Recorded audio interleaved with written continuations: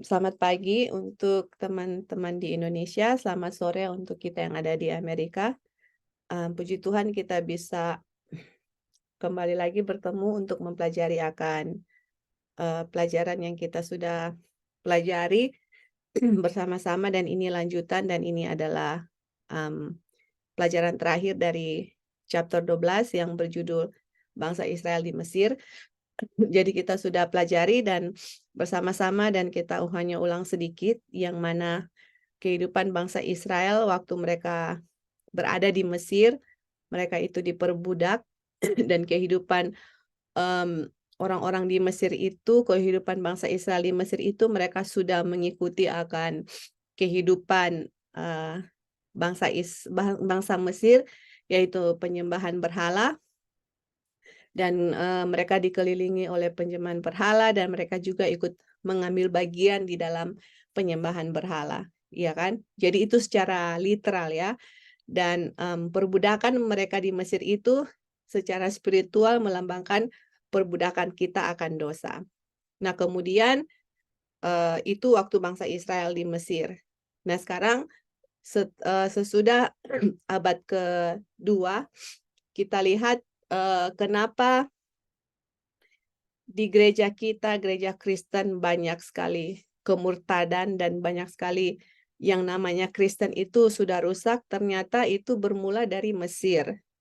Karena di Mesir itu mereka membawa, sistem kekafiran ke dalam gereja dan mengajarkan gereja dengan sistem kekafiran yang kita sudah belajar kemarin, yaitu ada ajaran-ajaran dari orang-orang tertentu, di mana ajaran-ajaran mereka itu membuat, agama kekristenan menjadi rusak, di mana hasilnya adalah, mmm, yang terjadi di situ adalah, kalau orang-orang masuk di Kristen, itu mereka membawa kekafiran di Kristen, dan juga orang-orang yang masuk di Kristen dibilang di situ, mereka nggak perlu meninggalkan prinsip-prinsip mereka sebelumnya atau prinsip-prinsip kekafiran, masuk saja, gampang, mudah untuk pindah dari satu posisi ke tempat yang lain. Itulah hasilnya yang mana kekafiran masuk di dalam, dari gereja Kristen dan, kalau saya mau masuk di kekristenan, saya nggak perlu, apa namanya, mengganti atau meninggalkan saya punya kekafiran, masuk saja, seperti itu. Kenapa itu terjadi? Karena ajaran-ajaran yang dibawa masuk ke kekristenan, yang mana, di dalam semua sekte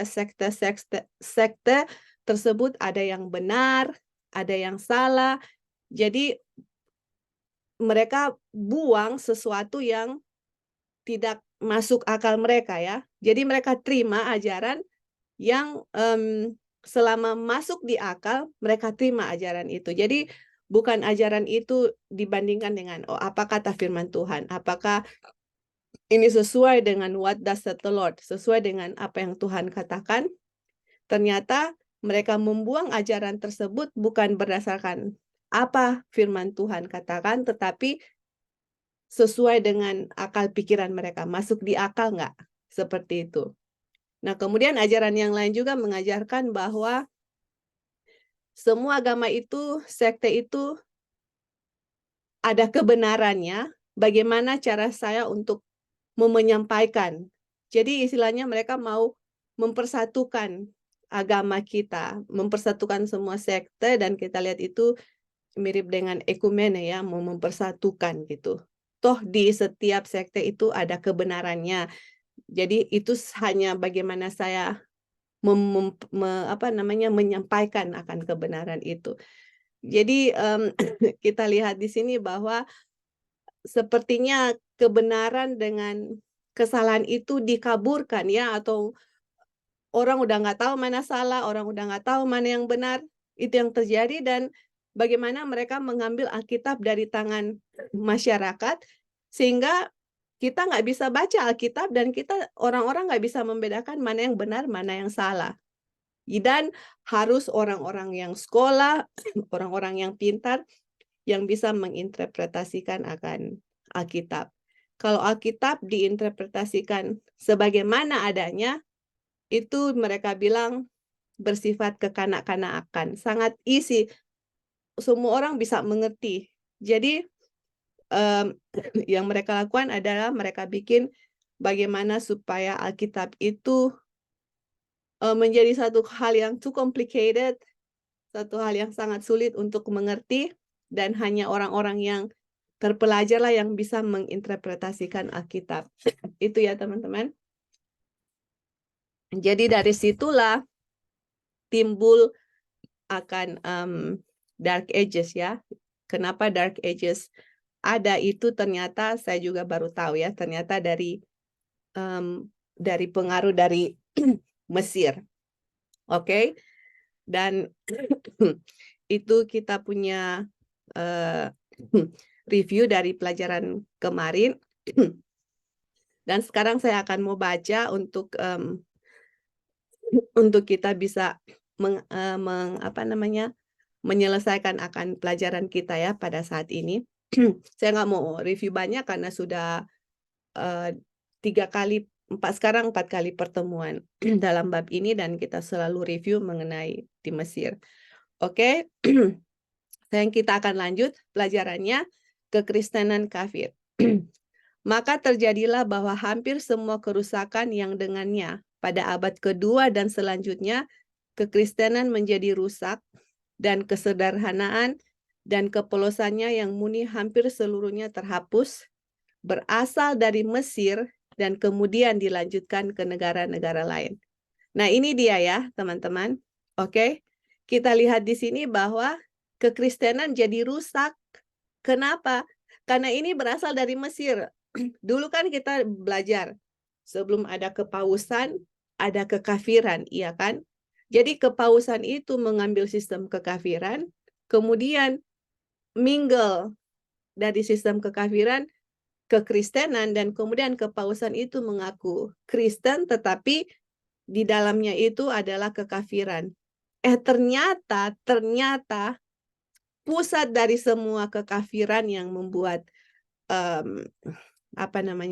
agama Kristen menjadi rusak itu ternyata berasal dari Mesir, kemudian dari Mesir itu dilanjutkan ya atau di-communicate to the other churches, ke gereja-gereja yang lain. Seperti itu. Jadi Mesir itu adalah pusatnya ya. Oke. Kemudian mengingat bahwa di Mesir dan juga di negara-negara lain, para penyembah kafir di samping upacara keagamaan umum mereka, di mana setiap orang diterima tanpa dibeda-bedakan, memiliki upacara rahasia yang paling suci yang mereka beri nama misteri, dan pada perayaan itu tidak seorang pun kecuali orang-orang yang paling bijak dan yang terpercaya yang diizinkan untuk hadir. Jadi kita lihat di sini bahwa di samping upacara keagamaan yang mereka terima, siapa saja bisa masuk dalam upacara keagamaan itu, ada satu upacara rahasia dan upacara suci yang mereka kasih nama misteri. Waktu saya baca namanya ini misteri, langsung teringat di kepala saya Mystery of Iniquity, Babylon ya. Jadi mereka di upacara ini enggak, istilahnya kalau upacara keagamaan umum, semua orang bisa hadir. Tapi yang namanya misteri ini hanya orang-orang yang paling bijak, yang terpercaya, yang bisa hadir di upacara itu gitu loh. Oke, kita lanjut ya. Dan ini semua berasal dari sistem kekafiran ya, teman-teman. Oke, nah kita lanjut. Dibilang di situ, orang-orang Kristen orang Kristen, ini harus huruf besar. Orang-orang Kristen pertama-tama Alexandria, dan setelah mereka ada yang lain, ditipu dengan gagasan bahwa mereka tidak dapat melakukan sesuatu yang lebih baik selain membuat disiplin Kristen mengakomodasi dirinya sendiri dengan cara ini. Oleh sebab itu, orang banyak yang mengaku Kristen dibagi oleh mereka ke dalam kenajisan, atau mereka yang belum menerima misteri, dan yang diajukan atau yang setia dan sempurna. Oke, jadi kita lihat sini ya. Kalau baca bahasa Indonesia saya agak kurang mengerti, tapi kalau kita baca bahasa Inggris kita bisa mengerti. Jadi dibilang di situ bahwa itu orang Kristen nih, banyak orang yang mengaku Kristen, mereka itu dibagi, divided. Satu namanya profane atau bahasa Indonesia kenajisan. Nah, ini yang bilang kenajisan ini, mereka ini adalah orang-orang yang nggak mau menerima misteri. Masih ingat tadi misteri itu yang mana hanya orang-orang yang tertentu yang bisa hadir dalam upacara itu. Orang yang belum menerima misteri itu namanya adalah profane. Oke? Terus ada orang yang kedua, yang golongan kedua adalah initiated atau apa ya, diajukan atau dimulai. Mereka itu yang setia dan sempurna. Jadi terbagi di dalam kelompok yang mana profane atau yang najis, orang-orang yang nggak mau terima itu misteri. Tetapi yang kedua itu adalah orang-orang yang faithful dan perfect, orang-orang yang setia dan sempurna. Seperti itu ya. Terus dia bilang, for this konstitusi, dari konstitusi, hal-hal ini terjadilah bahwa tidak hanya hal itu membuat banyak istilah dan frase yang digunakan dalam misteri kafir, dipindahkan dan diterapkan ke berbagai bagian ibadat Kristen, terutama pada sakramen-sakramen pembaptisan dan perjamuan Tuhan. Tetapi dalam banyak kasus, upacara suci gereja tercemar oleh pengenalan berbagai bentuk dan upacara pagan atau kekafiran. Jadi, teman-teman kita lihat di sini ya. Kita lihat di sini bahwa di dalam kekristenan itu upacara-upacara itu sudah tercemar dengan bentuk dan upacara kekafiran. Contoh, dalam baptisan, perjamuan suci. Nah, kita lihat ya, dalam kekristenan, oke? Kalau baptisan, iya kan?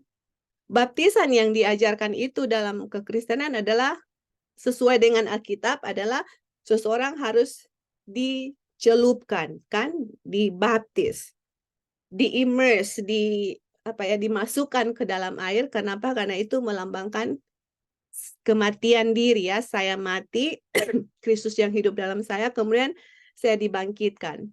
Dosa-dosa saya yang lama dikuburkan. Seperti itu.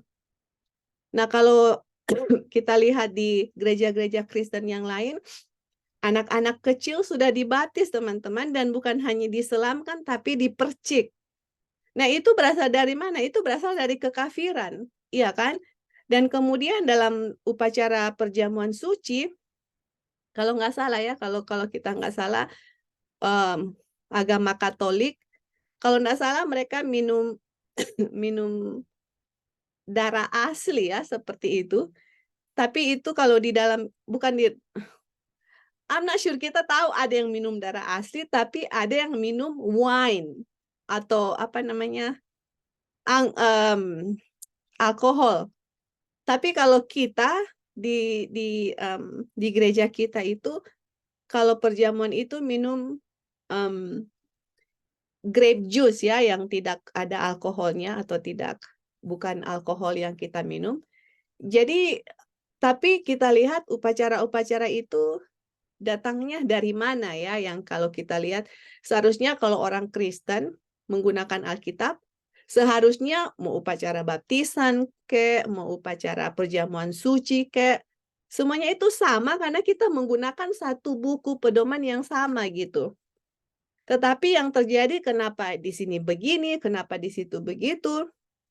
Karena dari Mesir ya, kita lihat di sini ajaran-ajaran kekafiran dibawa di gereja Kristen. Kemudian di gereja Kristen mengikuti upacara-upacara tersebut, tapi itu upacara pagan, upacara kekafiran. Dan upacara itu tidak berdasarkan firman Tuhan, tetapi berdasarkan upacara kekafiran yang mereka lakukan. Di saat mereka masih pagan, kemudian sekarang mereka berganti haluan masuk Kristen, Tetapi paganism atau seremoni-seremoni yang mereka lakukan, mereka tidak rubah, malah mereka lakukan di gereja kekristenan. Nah, itulah teman-teman yang merusak kita ya, merusak agama Kristen. Oke, kita baca sini ya. Tidaklah perlu untuk menghitung berbagai doktrin dan praktek palsu yang diperkenalkan dalam gereja. Cukuplah untuk mengatakan bahwa tidak ada hal yang tidak rusak dan hampir tidak ada dogma atau upacara kafir yang tidak diadopsi atau sedikit banyak disalin. Jadi teman-teman kalau kita lihat ya, kita nggak perlu hitung ini ada berapa ya upacara dari kafir. Tapi kita tahu teman-teman di sini bahwa di agama kekristenan itu rusak hampir semua apa ya kemurnian atau hampir semua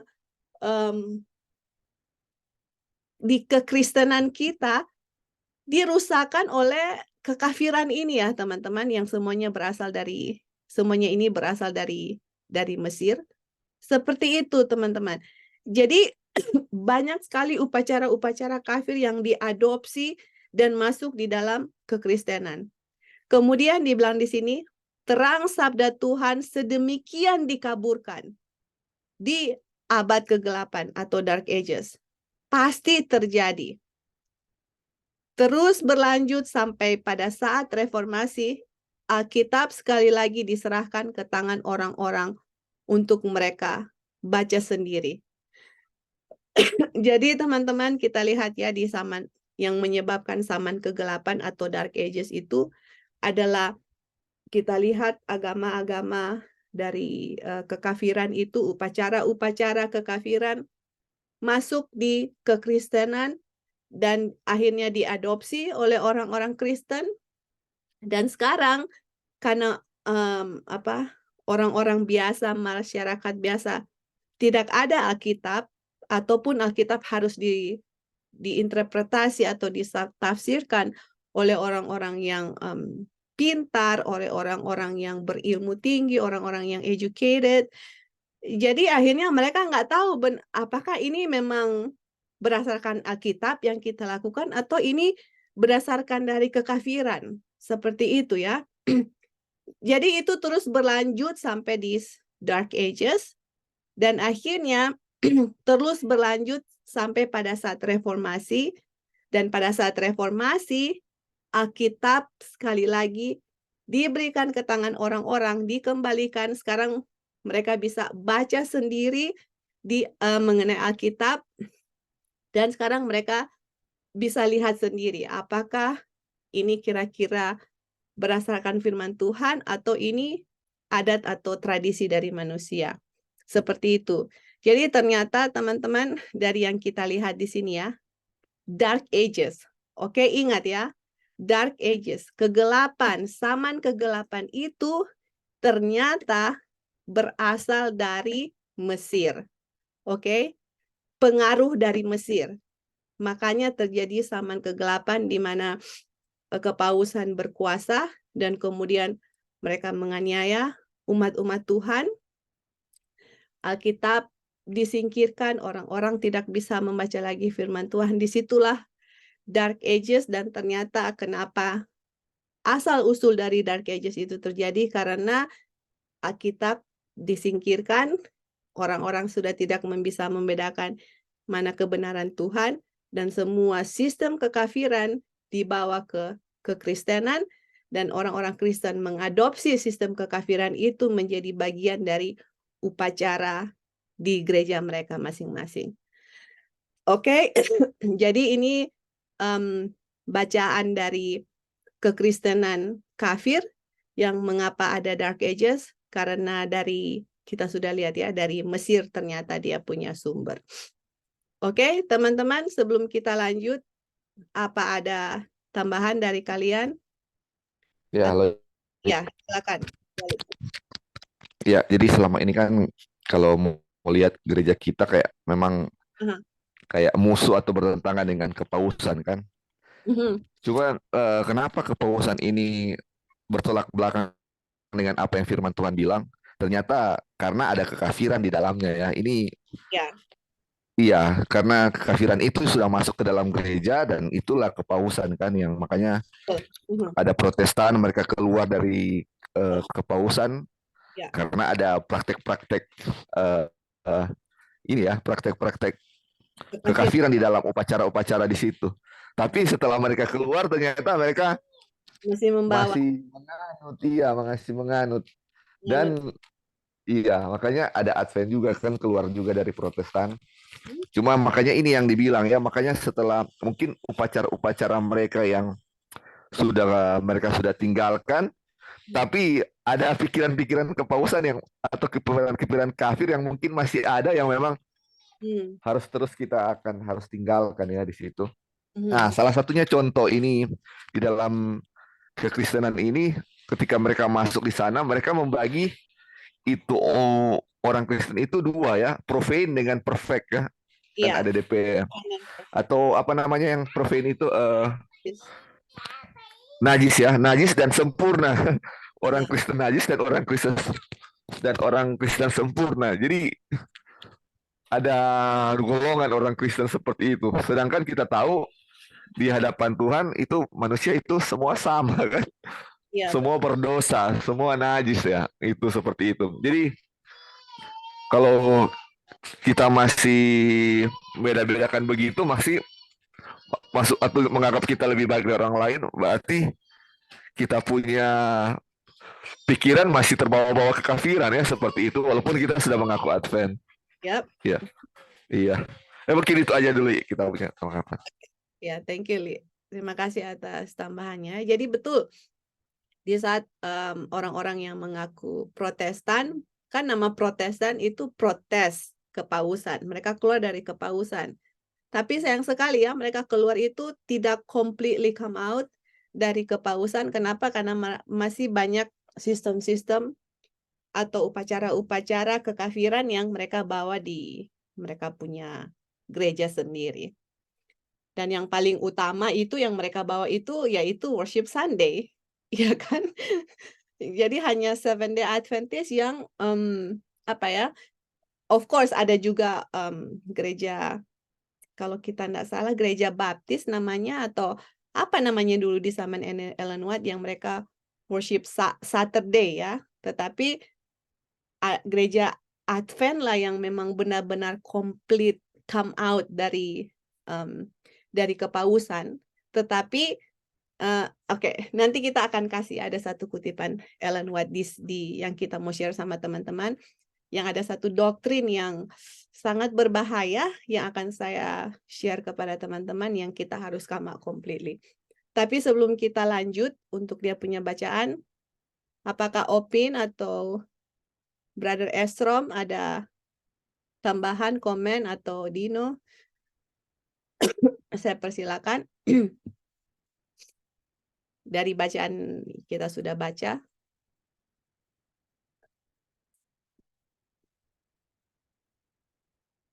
Saya masih menyimak, terima kasih. Oke, Brother Estrom. Oke. Kalau begitu kita lanjut dulu ya. Jadi kalau ada tambahan bisa ditambah sesudah kita baca. Oke, jadi sekarang kenapa ada abad ke-8? Kita sudah tahu asal usulnya itu dari Mesir. Kita sudah tahu ternyata Mesirlah yang membuat gereja Kristen itu hancur. Oke, dan kemudian sesudah itu ada reformasi. Oke, sekarang kita lihat di sini judulnya adalah reformasi belum selesai. Oke, kita lihat ya apa yang dikatakan di sini. Oke. Namun reformasi abad ke-16 tidak menyelesaikan pekerjaan itu. Oh, jadi teman-teman ternyata waktu ada reformasi di abad ke-16 sekitar tahun 1600 kan kepausan itu dia punya abad ke-8 itu dari tahun 538 sampai 1798 ya, 1260. Dan reformasi itu kan abad ke-16. Itu tidak menyelesaikan pekerjaan itu. Pekerjaan apa? Yaitu mereformasi akan kekafiran yang ada di gereja Kristen. Oke? Reformasi sejati tidak pernah berakhir.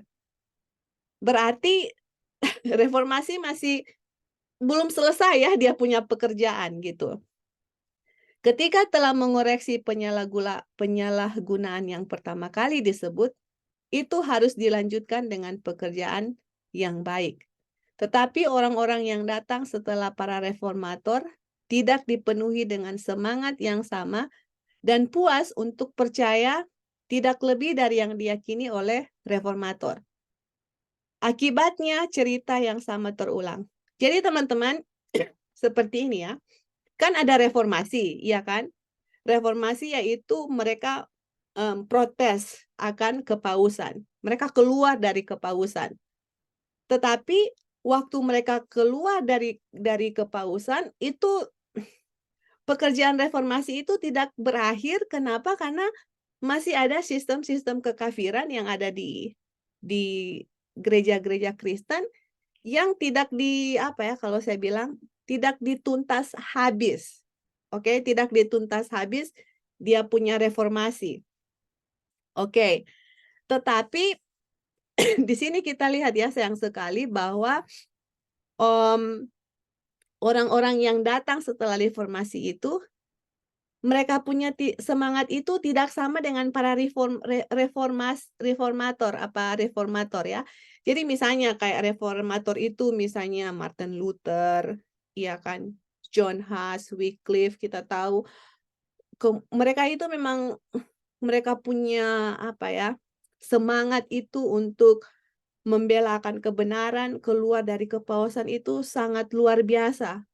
Tetapi sesudah 1798, sesudah selesai Dark Ages, orang-orang yang datang sesudah reformasi itu, mereka itu puas dan dan untuk percaya tidak lebih dari apa yang diyakini oleh para reformator. Jadi istilahnya, ya udah reformator kan sudah protes nih.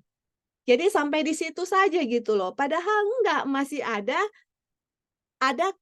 tradisi-tradisi kekafiran yang kita harus tuntas, istilahnya harus dituntaskan seperti itu. Harus kembali lagi kemurniannya seperti gereja mula-mula, Kristen mula-mula.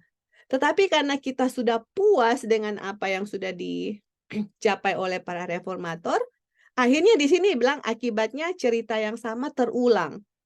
Apa yang terulang? Di sini dia ya. Firman manusia datang untuk diterima sebagai firman Allah. Nah, ini dia. Dan karena itu kesalahan masih tetap ada dalam gereja. Saat ini arusnya sedang turun dengan kuat sebagai akibat dari penerimaan yang meluas terhadap doktrin evolusi dan pengaruh dari apa yang disebut kritik tinggi. Beberapa tahun yang lalu, sejarawan Merivale, Dan of Eli berkata, kekafiran berasimilasi tidak dimusnahkan dan negara-negara Kristen telah menderita karenanya. Jadi teman-teman, ini ceritanya terulang terus teman-teman, terulang terus. Kenapa? Karena orang-orang sesudah reformator itu puas dengan apa yang sudah dicapai oleh reformator, mereka tidak punya semangat yang sama, akhirnya yang datang adalah firman manusia datang. Oke? Kemudian diterima sebagai firman Tuhan. Kenapa? Karena orang-orang Kristen tidak benar-benar menyelidiki akan firman Tuhan. Di mana itu semangat yang, oke, mari kita lihat apakah ini berdasarkan firman Tuhan atau enggak. Seperti itu. Dan akhirnya adalah kekafiran itu berasimilasi dan tidak dimusnahkan. Kenapa? Karena firman manusia datang dan mengambil alih sebagai firman Tuhan gitu. Oke? Akhirnya kekristenan menderita ya, negara-negara kekristenan. Oke, kemarin saya mention mengenai di gereja kita, enggak semua ya teman-teman, saya pernah kena yang mana kita lebih menerima akan firman manusia daripada firman Tuhan regarding sesuai dengan penjelasan dari nubuatan. Saya share sama teman-teman kemarin, ini ya teman-teman, yang saya sendiri, oke, ini saya mau share saya punya pengalaman sendiri, yang saya sendiri terkecoh dengan menerima akan firman manusia daripada firman Tuhan. Kenapa? Karena saya sendiri apa ya, mau bilang sincere, sungguh-sungguh, tapi sungguh-sungguh juga dalam kesalahan, karena saya lebih percaya akan firman manusia dari firman Tuhan. Ini yang saya bilang ya, yang mengenai buku Daniel dan Revelation, ini saya mau baca sama kalian kutipan Ellen White. Oke, mengenai buku Daniel dengan Revelation. Buku mana yang saya harus percaya? Apakah saya harus mempercayakan apa firman Tuhan bilang, atau saya harus mengikuti akan firman manusia? Seperti itu ya. Ini ya tulisan Ellen White dibilang. 4 buku yang spesial. 4 special books. Daniel dan Revelation. Daniel dengan Wahyu. Great Controversy, kemenangan akhir. Para nabi dan bapa. Buku kerinduan segala zaman. Harus pergi ke seluruh dunia sekarang. Ini Ellen White bilang. Instruksi yang besar yang berisi yang terdapat di dalam buku Daniel dengan Wahyu telah dibaca dengan teliti oleh banyak orang di Australia. Oke. Jadi ternyata di Australia itu buku Daniel dengan Wahyu, nanti kalian lihat, ini ini bukan Alkitab ya, ini buku yang ditulis oleh Uriah Smith mengenai Daniel dengan Wahyu, dibaca dengan teliti oleh banyak orang di Australia. Terus Ellen White bilang, this book atau buku Daniel dengan Wahyu telah membawa many precious souls to the knowledge of truth. Jadi ini buku ini adalah cara membawa banyak many precious souls, banyak jiwa-jiwa yang berharga kepada pengetahuan akan kebenaran. Buku apa? Buku Daniel dan Wahyu. Oke, terus dia bilang, everything, semua yang bisa kita lakukan untuk dilakukan untuk circulate, untuk menyebarkan pemikiran on Daniel and Revelation. Jadi apapun yang saya harus lakukan, kita harus lakukan untuk sebarkan ini buku Thoughts on Daniel and Revelation. Terus dia bilang begini, Ellen White bilang, I know, saya tahu tidak ada buku yang dapat mengambil tempat dari buku ini. It is God's helping hand. Ini buku Thoughts on Daniel and Revelation adalah God's helping hand, dan nggak ada buku yang bisa mengambil tempat dari buku ini. Oke, saya mau kasih tunjuk sama teman-teman. Mungkin dia punya gambar. Oke, sini ya. Thoughts Daniel and Revelation. Uriah Smith. Ini dia image. Ini teman-teman dia punya buku.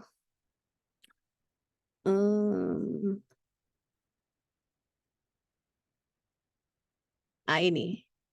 Saya ada bukunya ya, teman-teman. Ini bukunya. Kalau kalian lihat yang sebelah kanan ini, yang Uriah Smith, Daniel and Revelation. Ini dia ya, teman-teman. Lali bisa lihat bukunya, Li? Or anybody, do you guys can you guys see bukunya? Ada yang bisa lihat? Iya kan? Ini. That's right. Ada. Oke, thank you. Ini Daniel and Revelation by Uriah Smith. Ini dia ya. Oke. Sorry, kita kembali lagi ke sini. Kita hanya mau kasih tunjuk dia punya gambar dari buku itu. Itulah yang Ellen White tulis di buku ini, Daniel and Revelation, yang buku ini banyak sudah diteliti atau dibaca dengan teliti oleh saudara-saudara kita yang di Australia. Dan waktu mereka baca ini buku, bawa banyak precious soul, jiwa-jiwa yang berharga, kepada pengetahuan akan kebenaran. Ini the truth, bukan error ya teman-teman. Terus Ahmad bilang nggak ada buku yang bisa take the place of this book. Nggak ada buku yang bisa ngambil tempat dari buku Daniel and Revelation. Ini adalah God's helping hand. Ini buku yang kita kalau baca ditulis oleh Uriah Smith, dan kita mengerti akan Daniel dengan Wahyu. Dan ini Ellen White endorse ini buku. Istilahnya, pakai buku ini, kalian akan menemukan kebenaran di sini. Seperti itu. ini Tuhan punya tangan, Tuhan yang tolong ya, it's God's helping hand. Tangan Tuhan yang menolong untuk menulis akan buku ini. Nah, akhirnya ini saya mau bilang kenapa saya mau bawakan ini, karena in my personal experience di masa lampau waktu kita belajar buku Daniel dan Revelation yang saya sudah bagikan kepada teman-teman, banyak ada ada interpretasi dari buku Daniel yang bertentangan dengan apa yang ditulis oleh Sister Wasti tanya kalau bukunya ditranslate di Indonesia. Saya nggak tahu ya kalau ada buku itu di Indonesia. Teman-teman ada yang tahu nggak kalau buku ini sudah ditranslate? Lali Dulu pernah ada? enggak, belum ditranslate ke bahasa Indonesia. Dulu pernah ada, tapi dicetak di Jakarta, tapi masih bahasa Inggris. Oh, iya sayang sekali. Cuman kalau Ya. ada ini kan dari Uriah Smith, jadi ada juga yang bilang kalau karena Uriah Smith kan salah satu yang menentang Jones dan Wagoner waktu 1888. Jadi inilah ya, makanya banyak yang bilang ini salah atau apa gara-gara Uriah Smith menolak yang waktu 1888. Kayak Ate Jones dan Wagoner juga, karena mungkin mereka waktu di mereka murtad, mereka banyak juga yang menolak ini buku Wagoner dan Jones, sama dengan Uriah Smith karena dia menolak 1888, seolah-olah semua yang dia bikin salah kan. Jadi Nah, itu dia teman-teman. ini yang harus kita tahu ya bagaimana. Ya, that's right. Thank you Li atas informasinya. Terima kasih atas informasinya, karena kita ngerti ya teman-teman, namanya manusia, people kan make mistake. Uriah Smith kita tahu dia menentang akan pekabaran dari Wagoner dengan Jones. Wagoner dengan Jones ujung-ujungnya mereka backslide dari kebenaran Tuhan.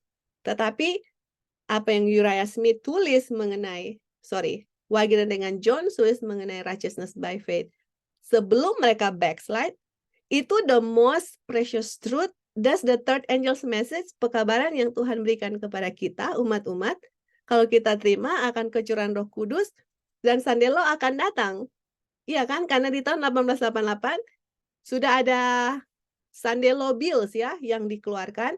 Dan kalau umat-umat Tuhan menerima pekabaran dari dua messenger ini, Sandelo akan terus gitu, nggak akan stop. Tapi karena umat-umat Tuhan menolak, akhirnya Sandelo di-cancel. Seperti itu. Nah, talking about Uriah Smith, walaupun dia menolak pekabaran dari Wagoner dengan Jones, tapi buku Daniel dan Revelation yang dia tulis itu God's helping hand gitu loh. Jadi apakah saya harus menolak akan buku Daniel dengan Revelation yang ditulis oleh Uriah Smith karena dia menolak righteousness by faith? Tidak ya teman-teman, karena setiap orang itu ada special gift yang Tuhan kasih. Wagoner dengan Jones, third angel's message. Daniel dengan Uriah Smith, dia menjelaskan akan nubuatan Daniel dengan Revelation. Yang Ellen White bilang, inilah kebenaran yang membawa banyak precious soul kepada pengetahuan akan kebenaran, bukan error. This is the truth, ya teman-teman. Dan tidak ada buku yang bisa mengambil tempat dari buku ini, dan ini God's helping hand. Nah, sekarang kalau kita baca ini, apa yang saya harus kritik dari statement ini gitu? Apakah karena Uriah Smith menolak akan pekabaran third angel's message, terus kita harus menolak akan buku penjelasan Daniel dan Revelation yang dia tulis? Nah, sekarang kalau orang bilang, oh yang ditulis itu Uriah Smith, iya kan? Jadi kita nggak mau percaya nih karena Uriah Smith tolak akan righteousness by faith. Sedangkan Tuhan sendiri menginspirasi Ellen White, ini God's helping hand. Sekarang tesnya adalah apakah, mana ini ya? Mana ini dia punya? Apakah saya harus terima firman manusia atau firman Tuhan? That's the test. Dan inilah tes yang masuk. Kenapa pekerjaan reformasi itu tidak pernah berakhir?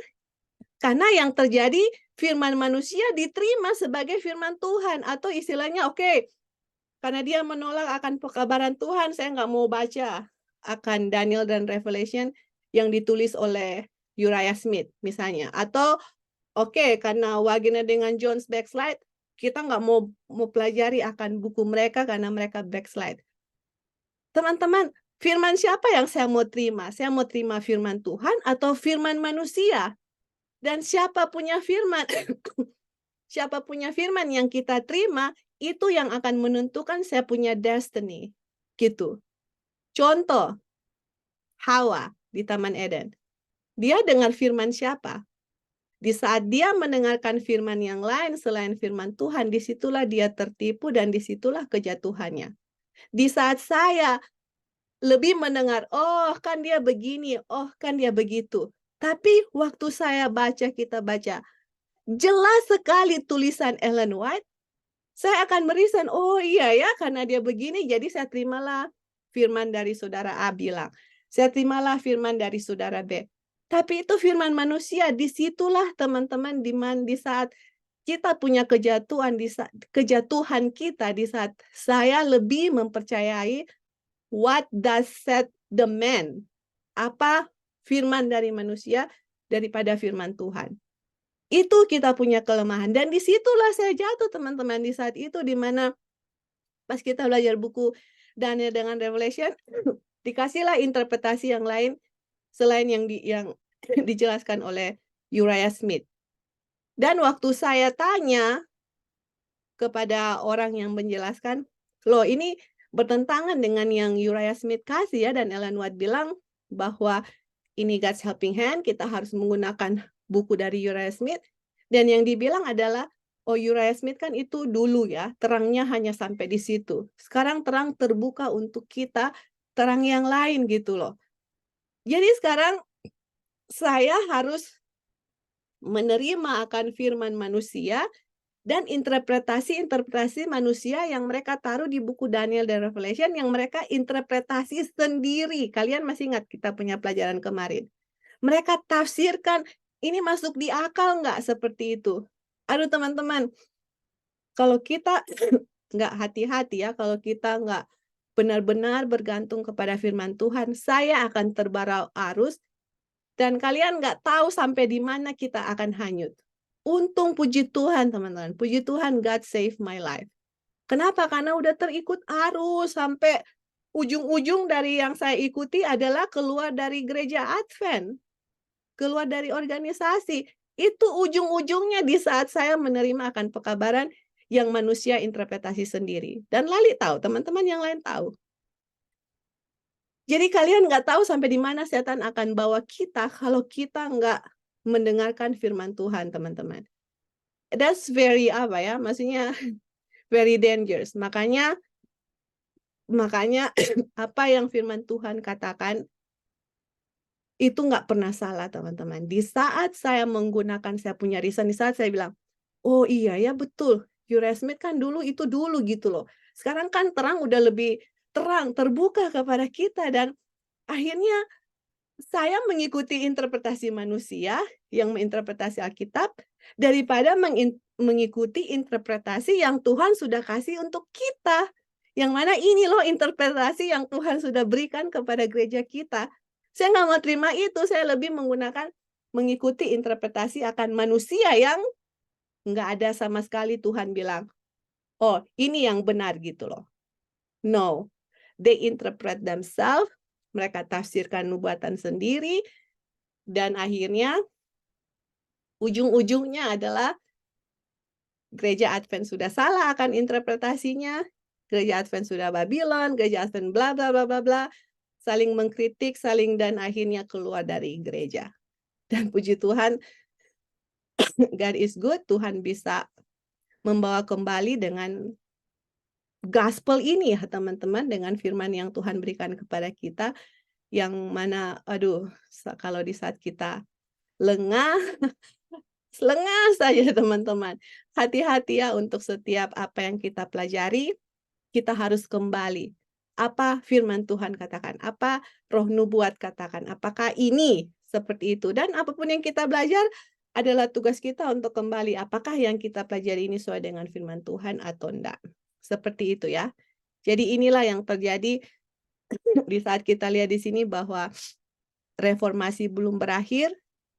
The only reason yang saya bisa lihat kenapa kekafiran tidak berakhir teman-teman di gereja kita, karena kita umat-umat Tuhan lebih mendengar akan firman manusia daripada firman Tuhan, atau firman manusia datang dan mereka terima firman itu as if itu adalah firman Tuhan, seakan-akan itu adalah firman Tuhan.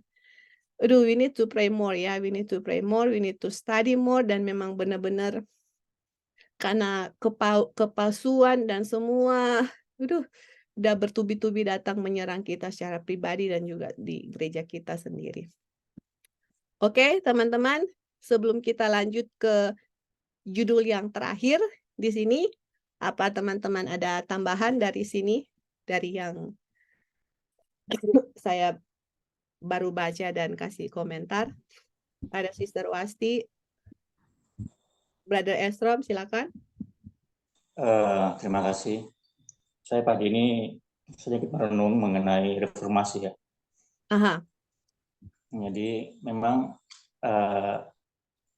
kita ketahui bahwa kalau kita mau katakan reformasi belum selesai, memang kejadian terjadi ketika para reformator kita ini kebanyakan mereka merasa bahwa ya udah, banyak dari reformasi kita sebenarnya mereka bertumbuh oleh karena ada penganiayaan, ada masalah yang sukar dalam kehidupan, sehingga mereka lebih sungguh-sungguh untuk mempelajarinya.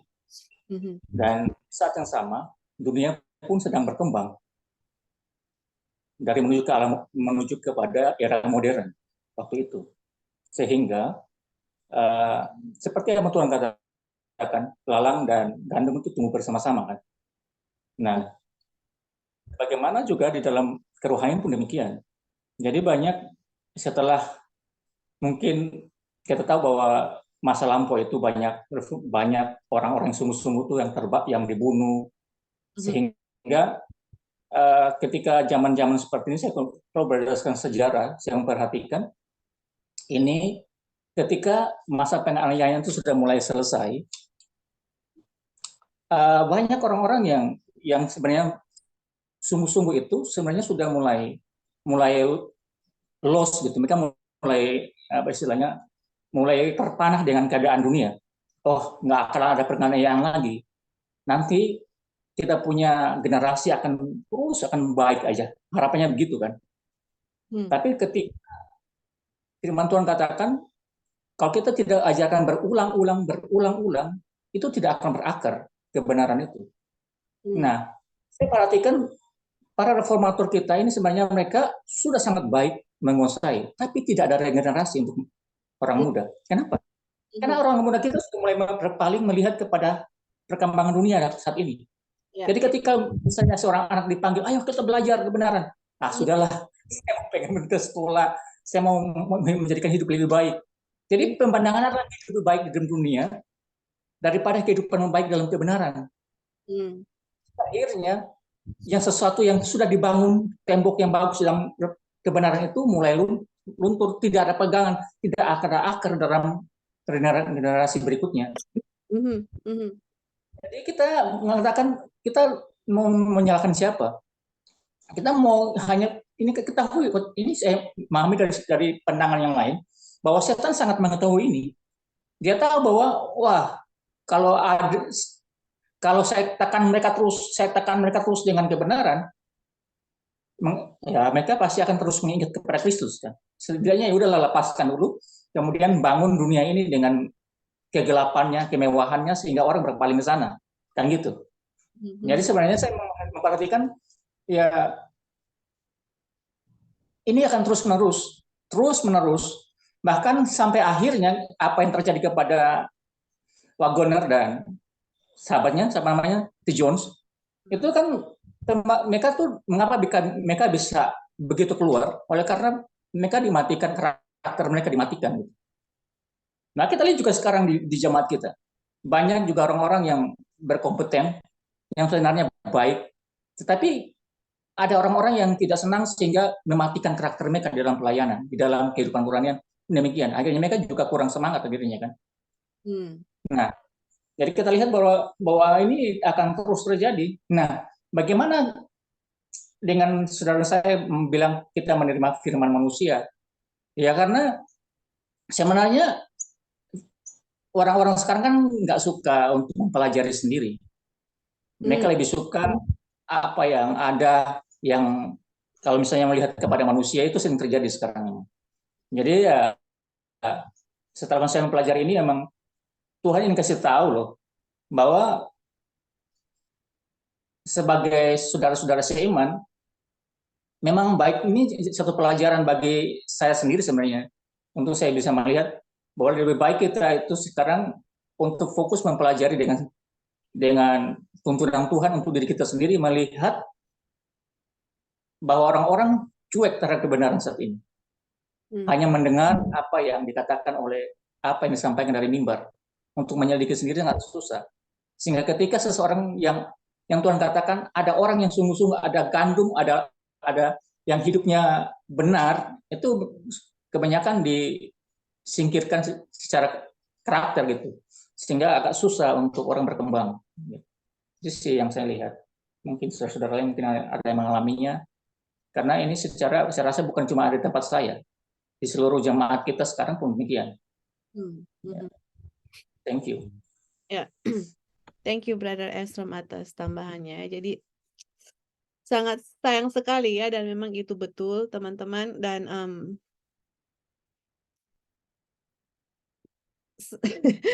yang kita mau lakukan adalah, kalau melihat akan kondisi ini memang sangat prihatin, tapi saya percaya akan kuasa dari doa. Karena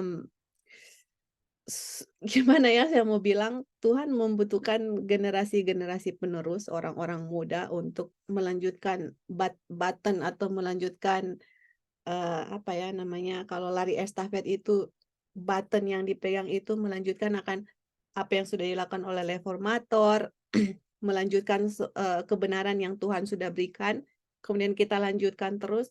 Tetapi yang kita lihat di sini bahwa betul ya, banyak orang-orang muda yang seharusnya berdiri di garis depan untuk melanjutkan akan kebenaran yang Tuhan sudah berikan kepada kita, malah mereka yang lengah ya, dan banyak sekali hal-hal duniawi yang mempengaruhi akan pikiran mereka, sampai mereka lebih mementingkan hal-hal duniawi daripada firman Tuhan ya. Jadi kita doakan, dan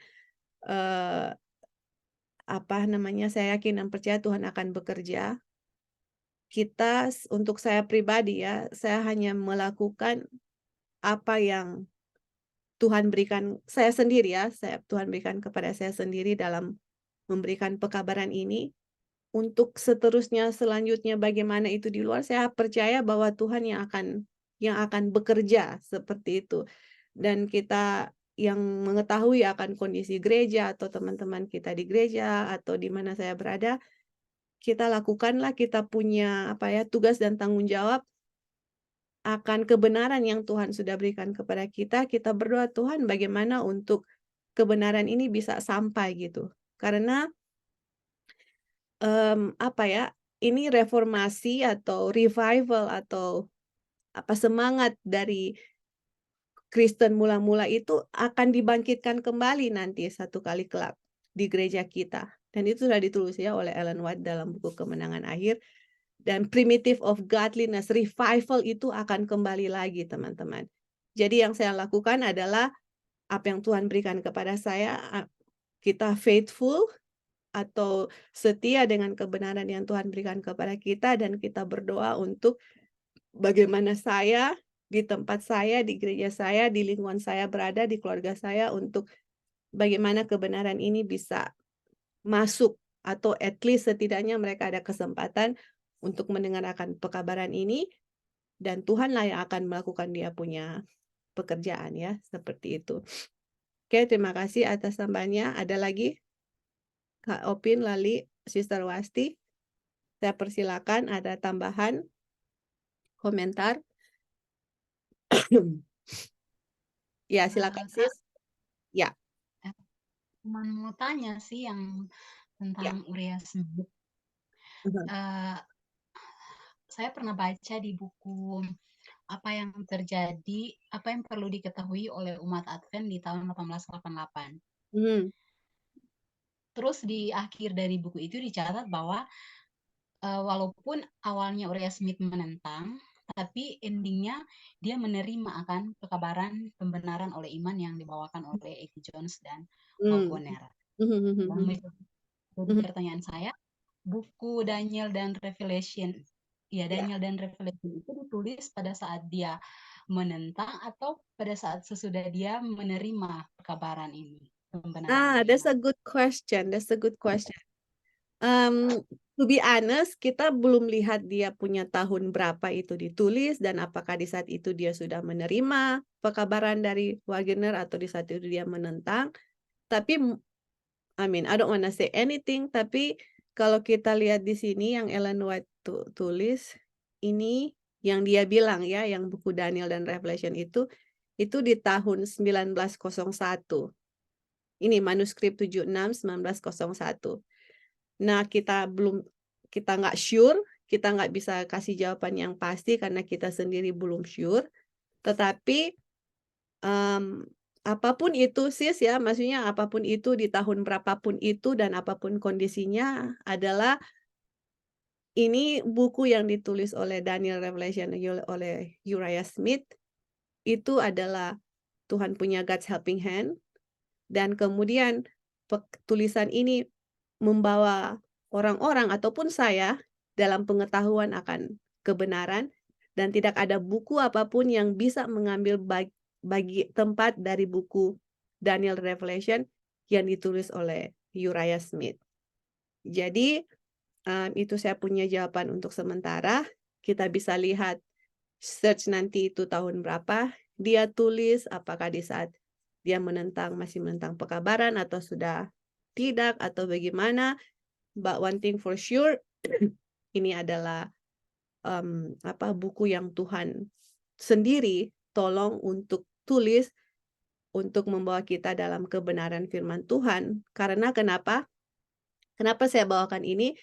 Karena pelajaran pada saat ini manusia lebih menerima firman Tuhan dan mereka terima itu seakan-akan firman manusia ya, firman manusia seakan-akan itu adalah firman Tuhan. Itu pertama. Jadi kita harus lihat apa yang Tuhan katakan sendiri. Dan kedua adalah untuk murid-murid Tuhan Yesus di saat kecurahan Roh Kudus tanpa batas di hari Pentekos. Mereka itu one mind, one accord. Satu pikiran, satu hati. Jadi mereka punya doktrin itu tidak ada yang bertentangan satu sama yang lain. Satu pikiran, one mind. Nah, sekarang yang saya mau bawakan ini adalah di gereja kita banyak sekali interpretasi Daniel dengan Wahyu gitu loh. Nah, kenapa saya mau bawakan ini adalah kita harus one mind dalam pikiran kita, pengertian kita mengenai Alkitab, apalagi buku Wahyu dengan Daniel yang banyak sekali interpretasi yang saya sendiri di masa lampau terkecoh dengan interpretasi manusia karena saya lebih menerima apa yang firman manusia katakan dan saya terima itu as if seakan-akan itu adalah firman Tuhan. Dan itulah yang terjadi kenapa reformasi tidak pernah selesai. Itu dia punya pusat permasalahan. Saya menerima firman manusia seakan-akan itu adalah firman Tuhan. Dan bagaimana kita bisa one mind di dalam pengetahuan kita akan kebenaran, kita harus ikut apa yang firman Tuhan katakan, apa roh nubuat katakan, mana yang saya harus ikut gitu loh. Apa saya harus ikut interpretasi saudara A, saudara B, saudara C, atau memang ikut interpretasi atas apa buku yang Tuhan sudah berikan. Contoh juga pekabaran malaikat ketiga. Saya mau percaya mana? Banyak orang bawa ini pekabaran righteousness by faith. Ini pekabaran malaikat ketiga. Tapi untuk saya pribadi, saya mau ikut apa yang Tuhan bilang lewat Ellen White. Dari buku Righteousness by Faith, pekabaran malaikat ketiga yang ditulis oleh Waggoner dengan Jones. Itu saya punya guide gitu loh. Karena kalau saya mau ikut misalnya, ada saudara A bilang, ini loh pekabaran Righteousness by Faith. Saudara B Dan kedua pekabaran itu bertentangan. Saya mau ikut mana gitu loh. Saya sendiri mau ikut mana sumber asli. Di saat saya baca sumber asli, saya bisa tahu ajaran mana yang benar dengan yang salah mengenai pekabaran malaikat ketiga. Dan kenapa pekabaran malaikat ketiga ini sangat penting?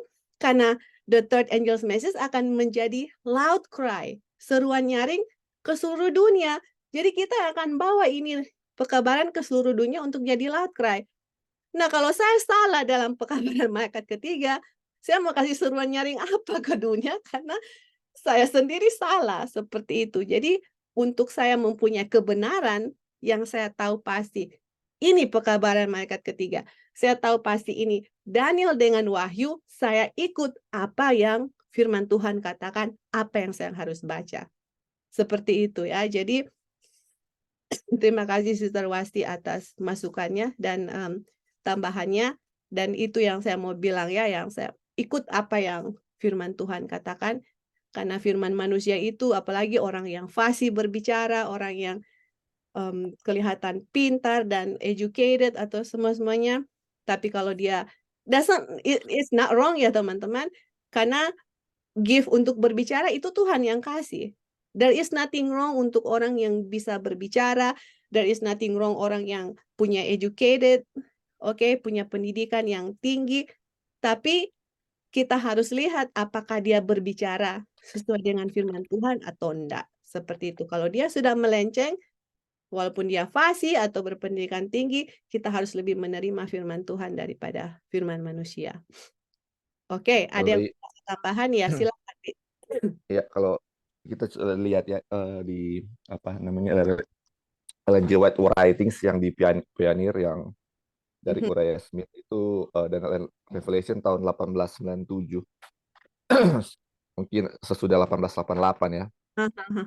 Iya, iya. Iya, mungkin sesudah itu baru dia tulis, tapi I don't know, mungkin dia punya terbitannya 1897, kita juga kurang tahu. Pokoknya di sini ditulis 1897 ya. Oke. Jadi setiap orang yang seperti dibilang tadi ya, ada Tuhan gunakan ya untuk kalau nubuatan mungkin dari Uriah Smith, kalau dari pembenar oleh iman, Johnson Wagoner. Jadi kita kadang-kadang bertanya juga kenapa nggak semuanya dari misalnya Johnson Wagoner semuanya dikasih di nubuatan ini lengkap ke situ, atau di Ellen White aja yang lengkap ke situ ya, biar kita semua bisa belajar dari satu orang. Jadi ini ya kadang-kadang Tuhan gunakan seperti itu ya, ini bagiannya ini bagiannya ini, biar salah satu nggak ada kesombongan juga dari dirinya sendiri ya, kalau untuk menjaga dirinya itu sendiri. Tapi itulah manusia yang gampang jatuh. Tetapi apa yang Tuhan kasih ini memang dia ada purpose-nya sendiri, ada tujuannya sendiri. Ini ya kalau kita mau cari apa, misalnya mau cari nubuatan, carilah di buku ini. Mungkin nggak semua dari tulisan dari misalnya Uriah Smith itu apa ya bisa kita ambil ya.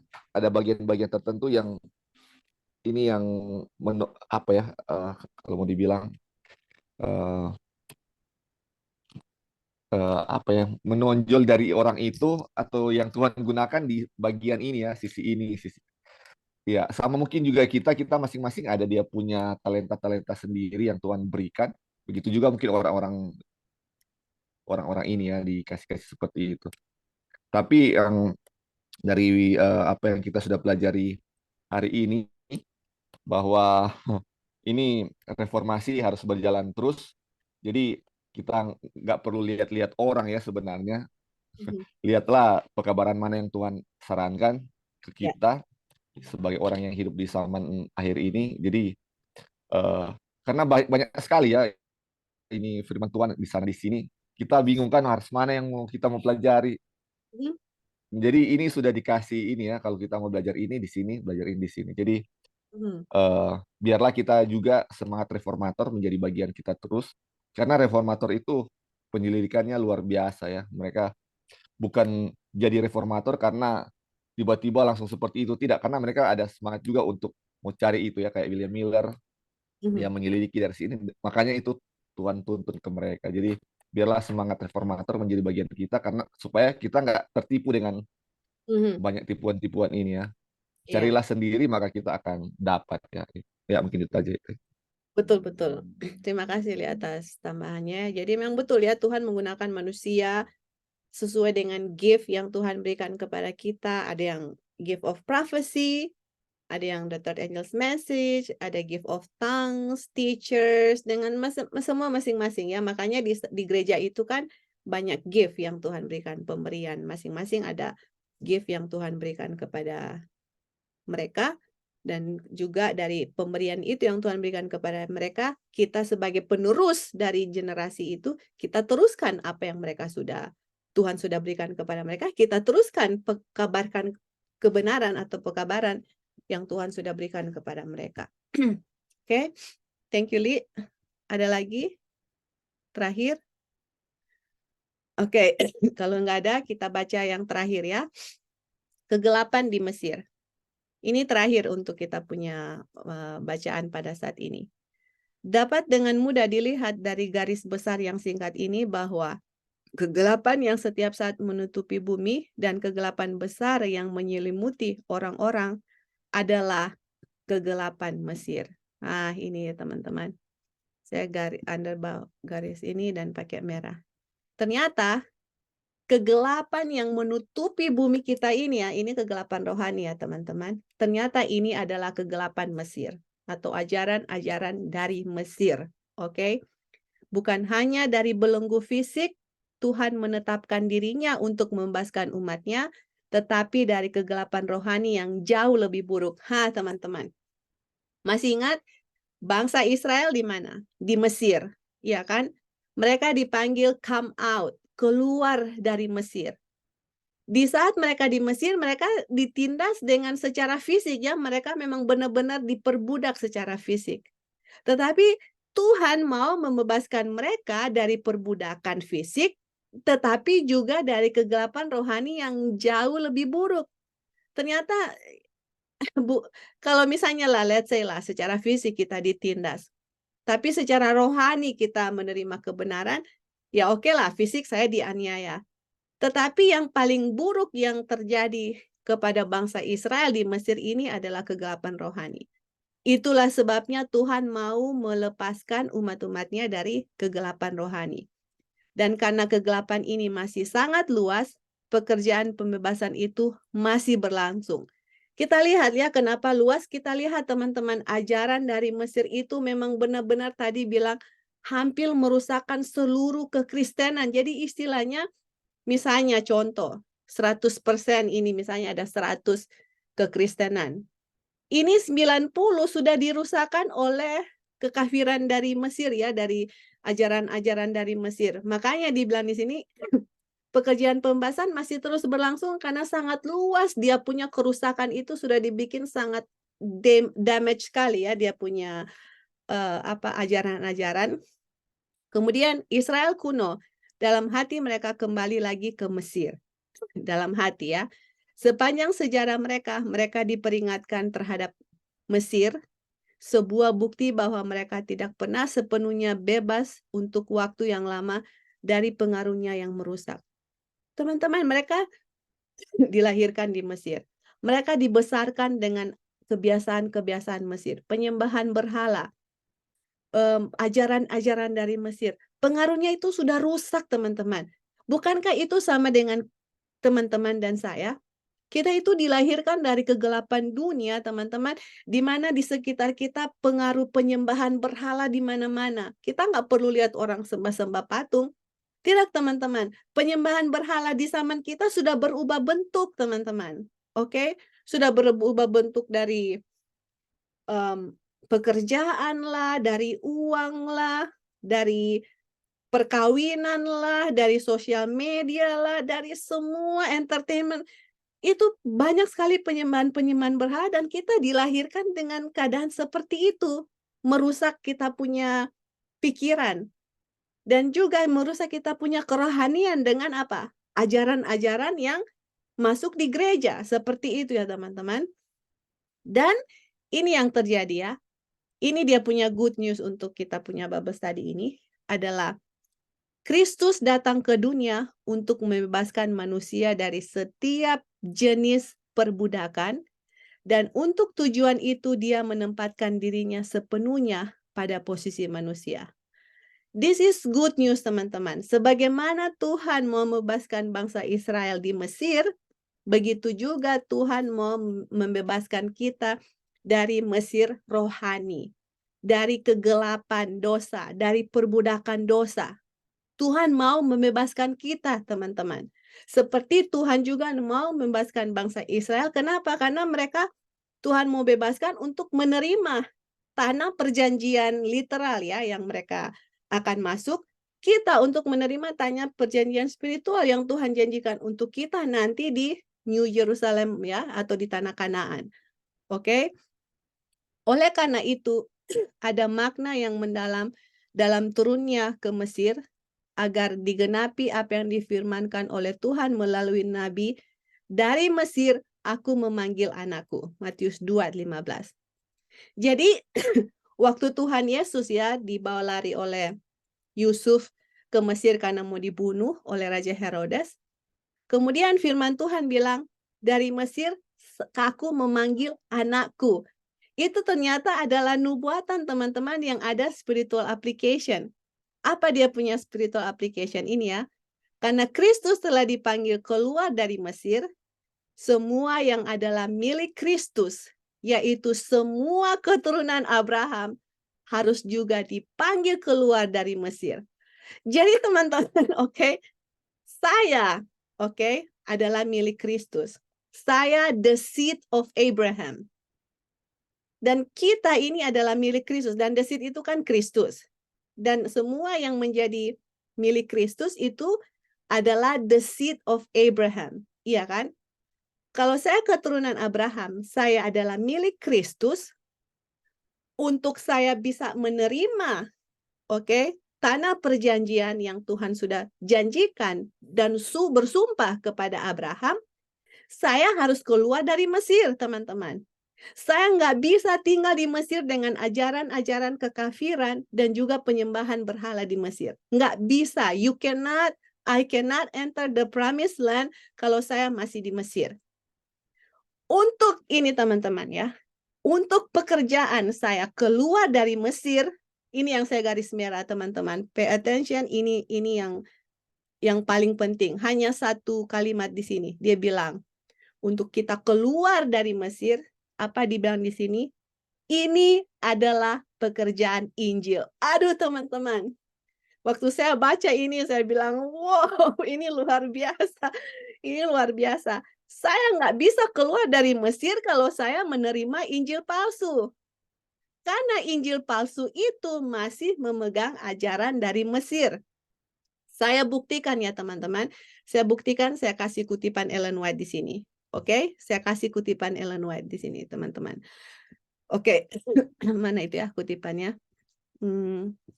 Saya sudah tadi, ini dia. Ini kutipannya ya. Oke, teman-teman.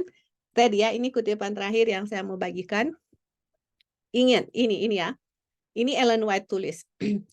Melalui kekafiran, setan telah berselama berabad-abad turn man membalikan manusia dari Tuhan. Melalui apa? Kekafiran. Tetapi dia menang di dalam dia punya kemenangan yang besar in perverting dengan membalikan iman dari orang Israel. Dengan contemplating, merenungkan dan worshiping. Dengan merenungkan dan menyembah, mereka punya konsepsi, mereka punya pemikiran. Bangsa kafir telah kehilangan pengetahuan akan Tuhan dan telah menjadi lebih dan lebih rusak.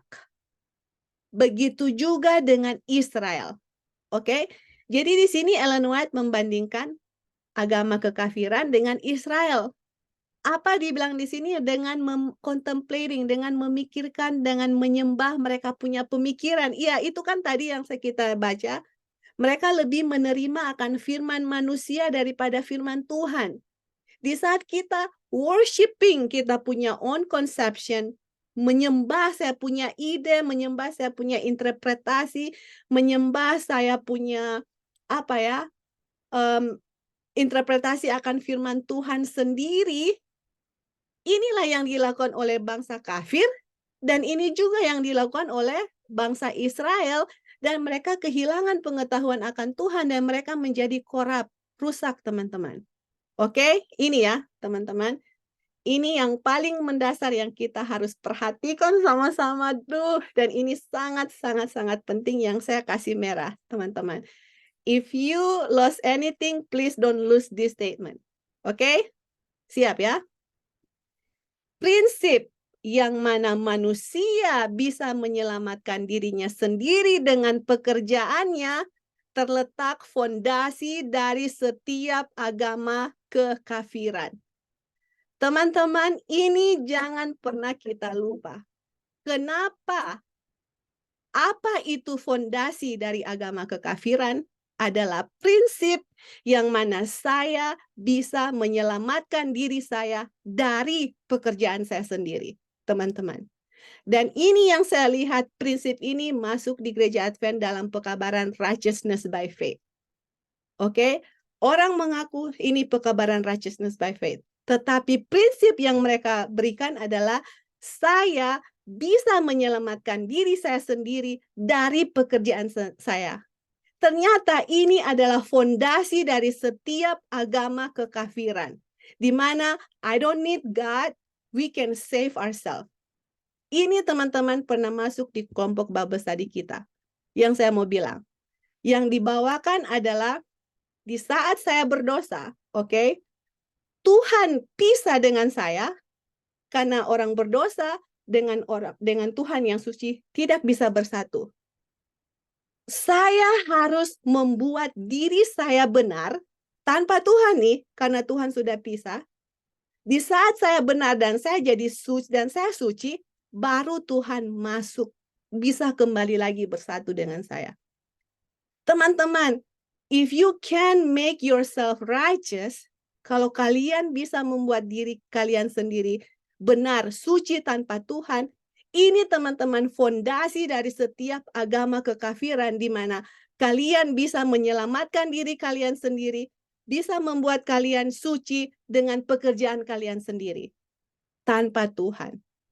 Ini teman-teman yang kita bisa lihat ya teman-teman di gereja kita sendiri. Dan akhirnya sayang sekali ya teman-teman, teman kita itu harus keluar dari Bible study karena mereka sendiri mengundurkan diri sendiri, karena setiap kali Bible study selalu argue dan kembali lagi argumen itu masuk terus gitu loh. Walaupun kita sudah berusaha memberikan memberikan ayat-ayat, memberikan kutipan dan semuanya, tetap saja saya berdosa, saya terpisah dengan Tuhan, saya harus dengan saya punya usaha sendiri jadi suci, jadi benar, baru saya dengan Tuhan bisa kembali lagi. Ini ternyata prinsip dari agama kekafiran teman-teman yang masuk di gereja kita, yang menggunakan setiap ajaran doktrin, saya harus begini, saya harus begini, saya harus begini dengan pekerjaan-pekerjaan ini untuk menyelamatkan saya punya diri sendiri. Pekabaran malaikat ketiga menaruh itu semua di debu tanah. Kalian nggak bisa hanya dengan pekerjaan Injil. Apa sih pekerjaan Injil? Apa itu Injil gitu loh, yang saya bisa keluar dari Mesir. Kalau saya mau menyelamatkan diri saya sendiri dengan pekerjaan saya sendiri, saya masih berada di Mesir, teman-teman. Dan dibilang di sini, Tuhan datang untuk panggil saya keluar dengan pekerjaan Injil. Apa itu pekerjaan Injil? Injil itu adalah kuasa Tuhan untuk menyelamatkan ini, the power of God. Bukan usaha-usaha kita manusia, bukan pekerjaan saya sendiri untuk menyelamatkan saya, enggak teman-teman. Injil adalah kuasa Tuhan untuk menyelamatkan kita. Oke? Dan apa itu kuasa Tuhan untuk menyelamatkan kita? Teman-teman, perhatikan di ini ya. Ini saya mau tutup dengan ini. 1 Korintus 1 ayat 17 dan 18. Oke? Di mana terletak kuasa Tuhan untuk menyelamatkan saya dan untuk membawa saya keluar dari perbudakan Mesir. Oke, ini ya. Karena Kristus mengirim saya, ini Rasul Paulus, bukan untuk baptis, tapi untuk preach the gospel, untuk kasih Injil. bukan dengan wisdom, bukan dengan kebijaksanaan dari perkataan-perkataan. Kalau itu terjadi, kayu salib, the cross of Christ, kayu salib Kristus akan tidak ada arti apa-apa. Ayat 18. Karena preaching of the cross, karena pemberitaan akan kayu salib bagi mereka yang akan binasa adalah kebodohan.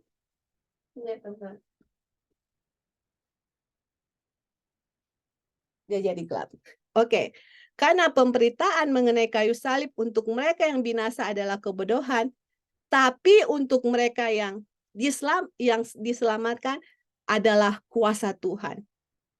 Teman-teman, di saat kita mau dibebaskan dari perbudakan Mesir, yang saya harus preach adalah gospel, dan gospel itu adalah kuasa Tuhan. Dan di mana di sini Rasul Paulus bilang, waktu saya preach the cross, waktu kita mengabarkan kayu salib, itu adalah kuasa Tuhan, teman-teman.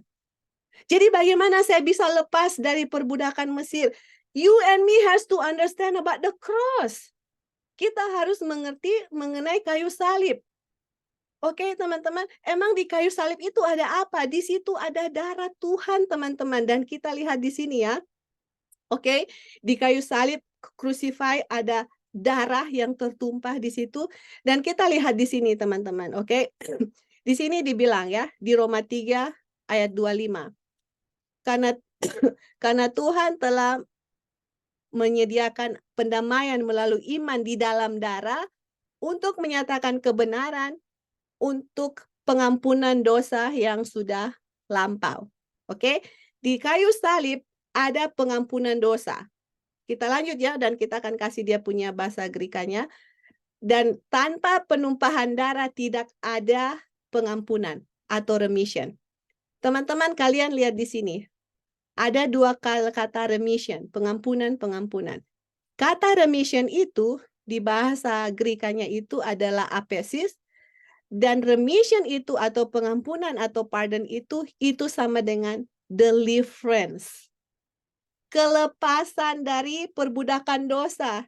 Bukankah bangsa Mesir itu kita diperbudak oleh dosa? Kita mau dilepaskan oleh Tuhan, dibebaskan oleh Tuhan. Dan kita adalah keturunan Abraham. Yesus dipanggil keluar dari Mesir. Dan saya adalah milik Yesus, saya harus keluar dari Mesir. Keturunan Abraham harus keluar dari Mesir. Harus dilepaskan dari perbudakan dosa. Ini dengan darah. Emang ada apa di darah? Ada apa sih emangnya di darah? Ternyata di darah itu the life of the flesh in the blood. Di dalam darah itu ada kehidupan. Dan itu melambangkan, darah itu melambangkan kehidupan Kristus, teman-teman. Kehidupan Kristus yang ada di dalam kita, Christ in me, itulah yang akan membebaskan saya dari perbudakan dosa. There is no other way. Nggak ada cara lain, teman-teman. Hanya Kristus tinggal di dalam kita, teman-teman. Kuasa Kristus, makanya waktu Tuhan menyuruh Musa pergi ke Mesir untuk membebaskan bangsa Israel, dia harus menyatakan kuasanya yang dahsyat, teman-teman. Dan kuasa itu mau tinggal di dalam kita untuk membawa kita keluar dari Mesir. Seperti itu. Bukan dengan usaha-usaha saya sendiri, itu adalah fondasi dari agama kekafiran. Inilah pekabaran malaikat ketiga, teman-teman. Oke? Inilah yang Tuhan mau berikan kepada kita. Kalian itu saya mau bawa keluar dari perbudakan Mesir. Saya mau bawa keluar dari perbudakan dosa. Satu-satunya cara untuk bisa keluar adalah dengan pekerjaan Injil. Apa itu pekerjaan Injil? Kuasa Tuhan. Kuasa Tuhan terdapat di mana? Preaching of the cross. Emang di cross ada apa? Ada darah Kristus. Emang darah itu ada apa? Di darah itu ada pembebasan, deliverance, pengampunan dosa. Saya keluar dari perbudakan dosa. Terus di darah itu ada apa? There is life in the flesh. Ada kehidupan in the blood, ya. Ada kehidupan di dalam darah. Kehidupan siapa? Kehidupan Kristus. Memangnya Kristus apa? Dia pencipta alam semesta. Dia berkuasa. Dia lebih kuat dari semua dewa-dewa yang disembah oleh orang Mesir. Dia yang sanggup membebaskan kita dari perbudakan Mesir, perbudakan dosa. Dan Yesus itu mau tinggal di kita. Itulah mystery of God. Christ in you. Bukan saya yang menyelamatkan saya punya diri. Itu kekafiran, teman-teman. Jadi inilah ya teman-teman yang mana Tuhan datang sekarang. Saya mau membebaskan kalian dari dosa. Saya mau membebaskan kalian dari penyembahan berhala. Saya mau membebaskan kalian dari ajaran palsu. Saya mau membebaskan kalian dari semua yang ada hubungannya dengan Mesir. Bagaimana caranya? Hanya dengan Injil. Tidak ada yang lain, teman-teman.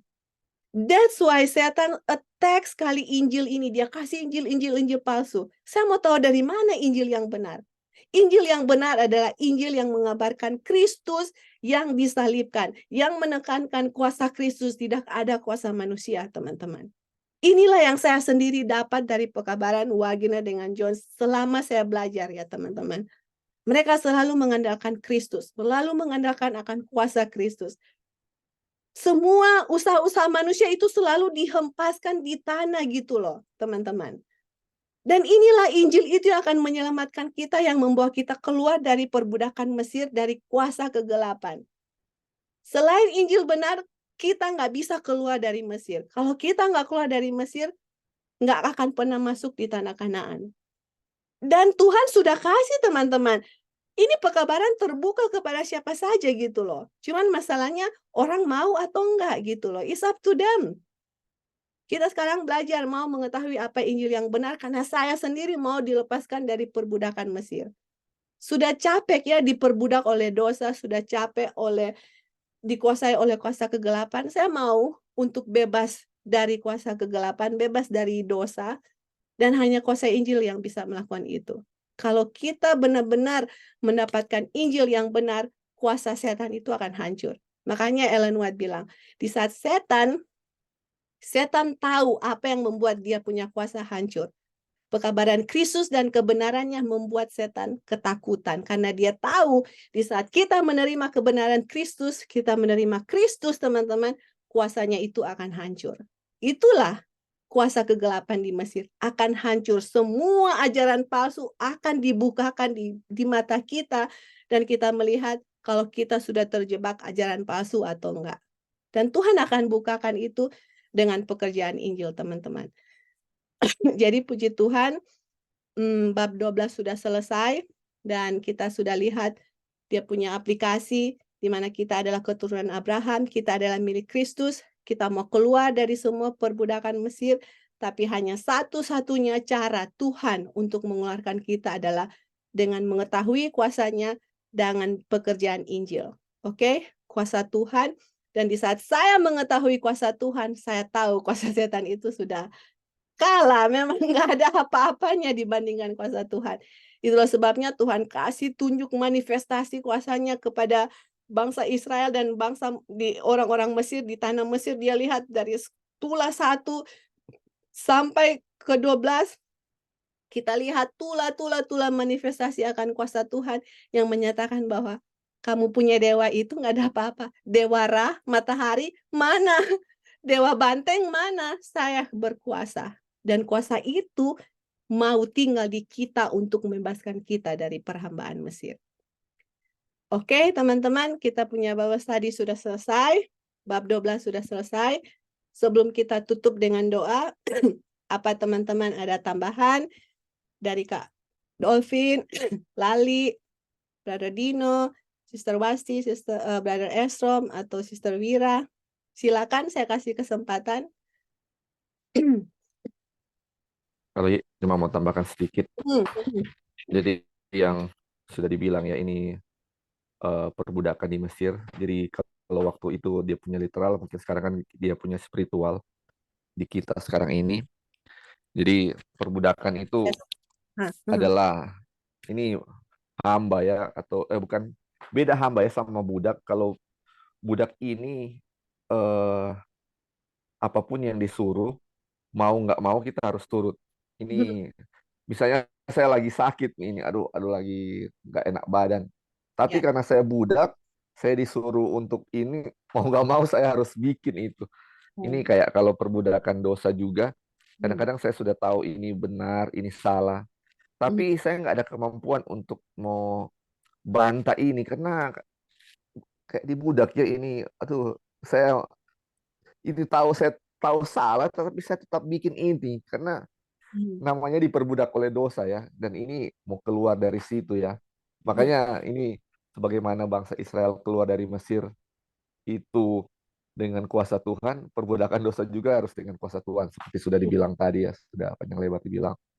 Jadi untuk mau keluar sendiri saya nggak bisa, untuk mau keluar dari Mesir nggak bisa, keluar dengan kekuatan saya sendiri nggak bisa ya. Ini harus dengan Injil Tuhan. Dan puji Tuhan di pelajaran sebelumnya tentang Yakub, di saat dia berusaha sendiri untuk menang terhadap dia punya pergumulan, dia berusaha dengan dia punya kekuatan, nggak bisa. Akhirnya ketika Tuhan patah dislokat, ya kayak mau keluarkan dia dislocate, dia punya kaki, sedangkan berdiri pun dia nggak sanggup. Yang dia lakukan adalah apa? Bergantung. Bergantung ini ada selalu kata kunci dari pembenaran oleh iman ini. Menyerahkan sepenuhnya. Aduh, saya nggak kuat, saya nggak bisa apa-apa. Cuman bergantung pada Yesus. Ini yang dia bilang, dia punya kekuatan itu adalah kekuatan bergantung pada Tuhan. Dan dia menang menjadi bilang a prince, pangeran Tuhan. Jadi Israel menjadi pangeran Tuhan bukan karena dia punya kekuatan, tapi karena bergantungnya dia kepada Tuhan. Jadi ini ya, bagaimana kita juga bisa keluar dari Mesir, bukan karena kekuatan kita, tapi bagaimana bergantungnya kita pada Tuhan. Makanya ini pelajaran ini membuat kita bagaimana kita mau bergantung pada Tuhan. Karena seringkali kita pakai kekuatan kita sendiri ya, sama dengan Yakub sepanjang malam. Karena Yakub ini dia punya fisik kuat kan. Sepanjang malam dia bertarung dengan dia punya kekuatan karena dia kuat karena sudah terlatih di padang gurun. Tapi nggak menang-menang. Nanti ketika dia lemah, dia sudah bergantung pada Tuhan, baru dia menang. Ini juga ya kayak pelajaran Abraham, pelajaran Ishak, semuanya. Ini. Dan nanti mungkin ada pelajaran-pelajaran lain yang lebih menarik yang kita bisa ambil supaya kita lebih bergantung sepenuhnya kepada Tuhan. Tuhan sudah punya rencana dan bergantunglah kepada janji Tuhan itu, rencana Tuhan itu. Dan kita akan berhasil. Sekali kita berusaha, akan ada sesuatu yang dia punya akibat ya, yang harusnya bukan begitu rencana Tuhan, tapi karena kita berusaha sendiri, akhirnya ada hukuman-hukuman yang harus kita terima, penderitaan-penderitaan gara-gara kita mau berusaha dengan cara kita sendiri. Ya, itu aja. Thank you. That's right. Makanya, thank you, Li, ya. Pelajaran kita dari pertama mengenai siapa? Abraham, iya kan? Yang kita belajar bahwa di saat dia menggunakan usaha manusia, disitulah letak kegagalannya, iya kan? Di saat kita menggunakan kuasa Tuhan, walaupun sirkumstansinya, keadaannya itu tidak masuk di akal secara logika, tapi disitulah Tuhan memanifestasikan kuasanya.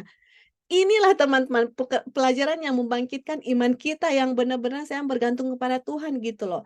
Saya nggak mau ada apa ya, usaha-usaha saya sendiri, karena saya tahu Tuhan ada rencananya sendiri, mengajar saya untuk jadi lebih bersabar, mengajar saya bahwa Tuhan punya waktunya sendiri, mengajarkan saya bahwa Tuhan sangat berkuasa gitu loh. Jangan saya mau melakukan pekerjaan saya di sini kan, untuk saya mau selamatkan diri saya sendiri atau apapun. Itu ternyata agama kekafiran, teman-teman. Jadi we need to really be careful dengan saya punya usaha sendiri, saya punya kuasa apapun itu ya teman-teman, terlebih dalam keselamatan. Jadi belajar dari Abraham, sabar atau bergantung kepada Tuhan. Ishak, semuanya ini semua dari pelajaran pertama sampai sekarang, ketergantungan kita kepada Tuhan dan kuasanya. Dan untuk saya mau keluar dari perbudakan Mesir, itulah saya punya ketergantungan. Tuhan, tolong saya Tuhan. Saya nggak bisa keluarkan saya dari perbudakan. Nggak bisa. Tuhan, tolong keluarkan saya dari perbudakan. Saya tahu kuasa Tuhan dan saya serahkan semua itu ke Tuhan. Do you think Tuhan nggak akan keluarkan kita dari perbudakan? Tapi teman-teman, pekerjaan Injil, kebenaran Tuhan yang akan mengeluarkan kita. Kita harus faithful dan benar-benar tahu kebenaran Tuhan untuk saya bisa keluar completely dari Mesir, karena pengaruh Mesir sudah sangat luas, teman-teman. We need to understand every single truth. Every single truth kita harus mengerti untuk keluar dari semua perbudakan dosa dan perbudakan Mesir dan perbudakan dari ajaran-ajaran sesat ya. Oke, ada lagi? Kira-kira? Ya, nanti Brother Estrom, kita ini bab 12, nanti minggu depan bab 13 kita akan share lagi ya, dia punya materi. For sure, pasti akan di-share. Ada lagi sebelum kita berdoa? Oke, kalau sudah tidak ada lagi, kita akan tutup. Kita